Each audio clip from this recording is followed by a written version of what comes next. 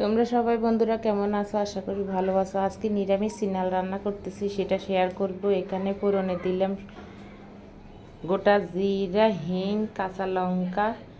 এখন সিনালটা দিয়ে দেব আমি। তো আমরা তো এটাকে চিনাল বলি, কে কী নামে বলে অবশ্যই জানাবে। এখন দিয়ে দিলাম কাটা কাঁচা লঙ্কা দিয়ে বেশ করে পরিমাণ এখন মানে কষিয়ে নেব। অনেকক্ষণ কষিয়ে পরে আমি পরিমাণ মতন লবণ হলুদ সব কিছু দিয়ে দেব।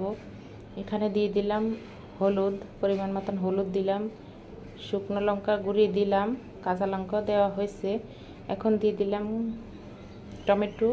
তো এখানে আমি ডাল বড়া দিয়ে দেব। ডাল বড়া আগে আমি ভেজে নিলাম।